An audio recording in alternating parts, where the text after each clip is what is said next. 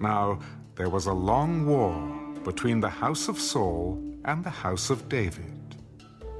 But David grew stronger and stronger, and the house of Saul grew weaker and weaker. Sons were born to David in Hebron. His firstborn was Amnon by Ahinoam the Jezreelitess. His second, Chileab by Abigail, the widow of Nabal the Carmelite. The third, Absalom, the son of Maacah, the daughter of Talmai, king of Geshur. The fourth, Adonijah, the son of Haggith. The fifth, Shephatiah, the son of Abital. And the sixth, Ithream, by David's wife Eglah. These were born to David in Hebron. Now it was so, while there was war between the house of Saul and the house of David, that Abner was strengthening his hold on the house of Saul. And Saul had a concubine whose name was Rizpah, the daughter of Aiah. So Ishbosheth said to Abner, "Why have you gone in to my father's concubine?" Then Abner became very angry at the words of Ishbosheth. Am I a dog's head that belongs to Judah? Today I show loyalty to the house of Saul, your father, to his brothers and to his friends, and have not delivered you into the hand of David. And you charge me today with a fault concerning this woman? May God do so to Abner, and more also, if I do not do for David as the Lord has sworn to him, to transfer the kingdom from the house of Saul and set up the throne of David over Israel and over Judah, from Dan to Beersheba." And he could not answer Abner another word, because he feared him. Then Abner sent messengers on his behalf to David. "Whose is the lamb? Make your covenant with me, and indeed my hand shall be with you, to bring all Israel to you." Good. I will make a covenant with you. But one thing I require of you. You shall not see my face unless you first bring Michal, Saul's daughter, when you come to see my face. So David sent messengers to Ishbosheth, Saul's son.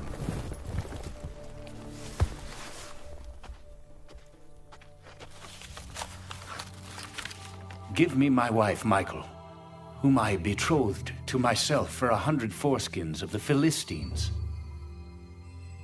And Ishbosheth sent and took her from her husband, from Paltiel, the son of Laish. Then her husband went along with her to Bahurim, weeping behind her. So Abner said to him, "Go, return." And he returned. Now Abner had communicated with the elders of Israel. In time past you were seeking for David to be king over you. Now then, do it, for the Lord has spoken of David, saying, "By the hand of my servant David I will save my people Israel from the hand of the Philistines and the hand of all their enemies." And Abner also spoke in the hearing of Benjamin. Then Abner also went to speak in the hearing of David in Hebron all that seemed good to Israel and the whole house of Benjamin. So Abner and 20 men with him came to David at Hebron. And David made a feast for Abner and the men who were with him. Then Abner said to David, "I will arise and go, and gather all Israel to my lord the king, that they may make a covenant with you, and that you may reign over all that your heart desires." So David sent Abner away, and he went in peace. At that moment the servants of David and Joab came from a raid, and brought much spoil with them. But Abner was not with David in Hebron, for he had sent him away, and he had gone in peace. When Joab and all the troops that were with him had come, they told Joab, "Abner, the son of Ner, came to the king, and he sent him away, and he has gone in peace." Then Joab came to the king. "What have you done?" "Look, Abner came to you. Why is it that you sent him away, and he has already gone?" Surely you realize that Abner, the son of Ner, came to deceive you, to know you're going out and you're coming in, and to know all that you are doing. And when Joab had gone from David's presence, he sent messengers after Abner, who brought him back from the well of Sirah.